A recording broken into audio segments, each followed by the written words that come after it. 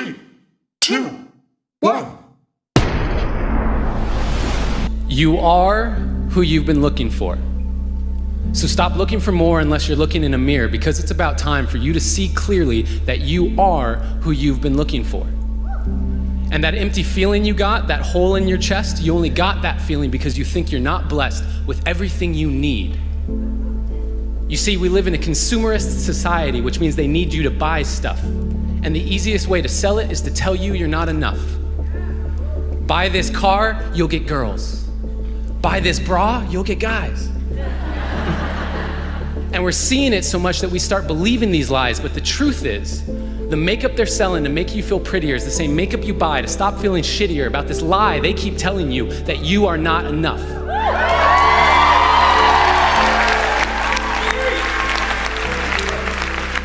And what about the movies we watch, all the shows on TV? The more I watch, the more I see I need you to complete me.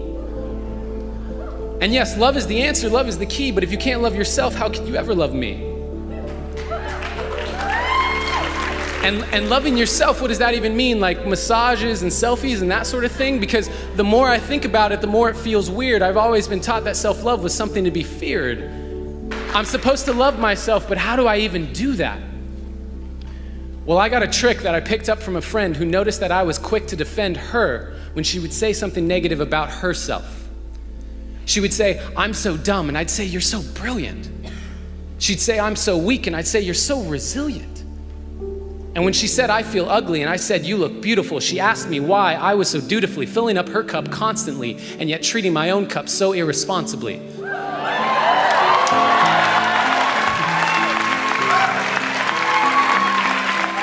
Because when I looked in the mirror, my voice was quite clear. You're ugly, you're too thin, your hairline's receding, you got a pimple on your chin. And that was when she gave me a piece of advice that changed my life. She gave me a hug and she said, "Treat yourself like someone you loved." Treat yourself like someone you loved.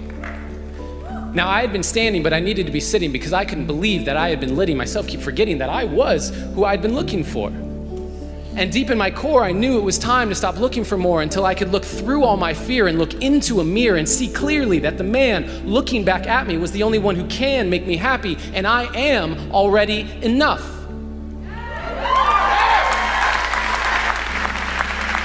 And I am not any more special or unique than you. That is why I'm here to speak to you. You are already enough. And when you start to see that, you will start to be that. Your world will get brighter, your load will get lighter, and you can see that with life, you can be a lover, not a fighter. And that life, you deserve it. Because you are worth it. And there is no point in letting yourself keep forgetting, because no matter what you say or do, you are perfect. And so today, I hope I leave you with a direction correction away from the flaws you see in your reflection. They aren't flaws to me, they are simply protection against all the doubts you have of your perfection.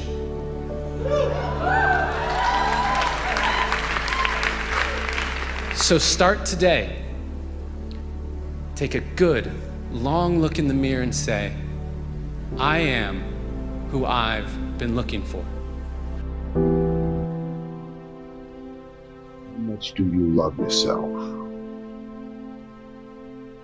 Because if you understand the value of self-love, you'll never be friends with those type of people. Most of the people out here are running around empty.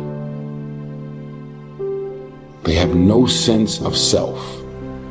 No sense of self-love. When I say self-love, it has nothing to do with celebrity, money, materialistic things, and all of the things that your negative mind could probably go to.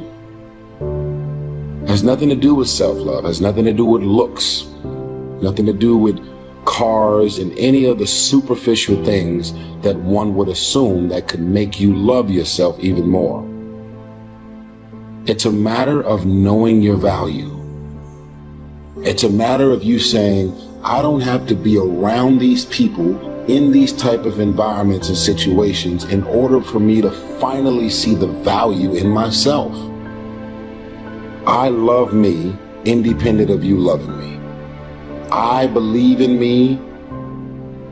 I know my self-worth. I am here and I have a purpose. There is no value in having wisdom, knowledge, insight, spirituality, love. Every day, I am a work in progress.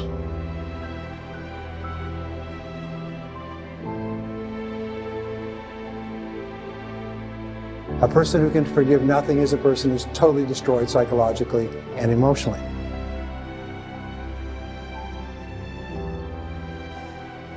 Forgive your parents.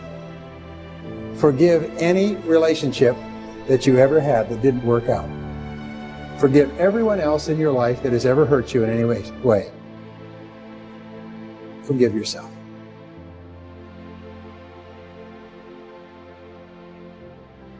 Forgiveness is giving up the hope that the past could be any different.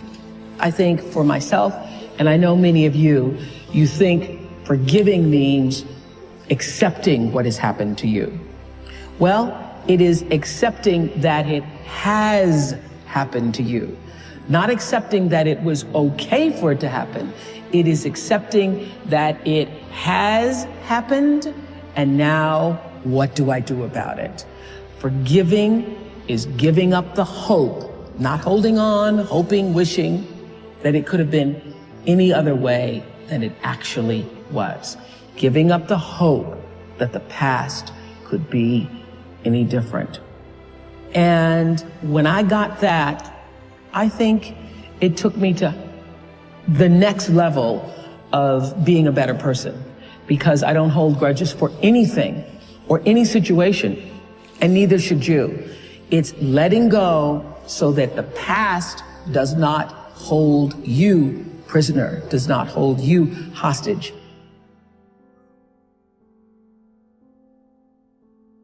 See, life is cyclic. You're not, whatever experience you're having right now, it has not come to stay. It has come to pass. Not to stay, just to pass. It's just going through. The biggest challenge is to know what's happening. This is a part of this thing we call life. This too shall pass. And maintaining perspective, putting it in perspective. Let it go and begin to focus on developing myself. And I say to you, you're going to have people to do things to you. Things are going to happen to you. And the most important thing to do is to harness your will and let it go and move so you can grow, so you can get on with your life.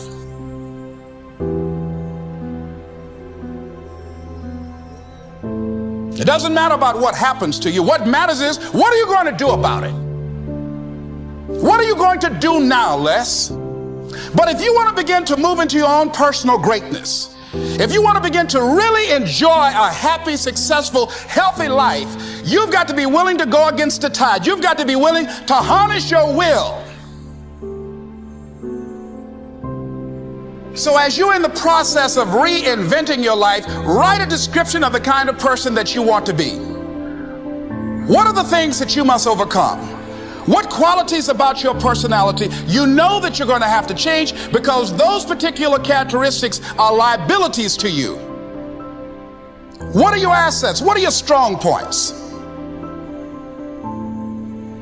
Look at and evaluating yourself to make that determination. Other thing is that in order to get out of a rut, we need some coaching. Find some trusted critics.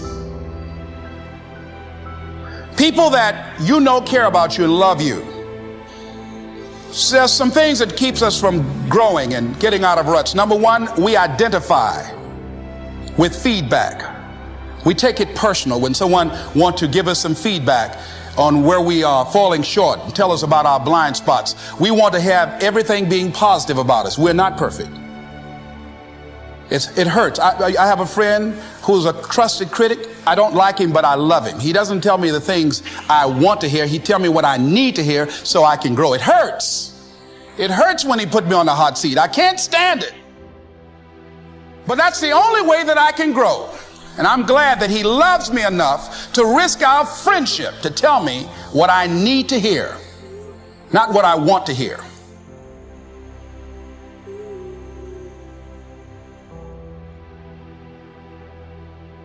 Stop scaring yourself. How often do you terrorize yourself with your own thoughts? You get into absolute terror, and it's only coming from your thoughts. Nobody out there is doing a thing. Sometimes it's an old family pattern, sometimes we get new things. I would like people, when you have time, to make a list of your fears. Make a list of your fears. And then give yourself the opportunity to turn each fear into a positive affirmation. Turn each one into something positive. And remember, always you are in charge. You are always in charge. See, one idle thought doesn't make a whole lot of difference. Thoughts are like drops of water. You drop a drop of water and it doesn't mean much. But if you keep dropping and keep dropping, you get a puddle on the floor, and then you can get a little pond and a lake, and finally you can create an ocean. And with our own thoughts, we can drown in a sea of negativity, or we can float on the ocean of life. And it's up to us. The thoughts we think accumulate. And what sort of puddles are you standing in? Or are you up to here? Or are you up to here and trying to paddle? You know, what are you doing to yourself? When we're willing to change our thinking, we can change our experiences. And it doesn't matter if you've got a big puddle of negative thoughts. You know, you can move over here and create a puddle of mindfulness, positive thoughts. You can make changes, always.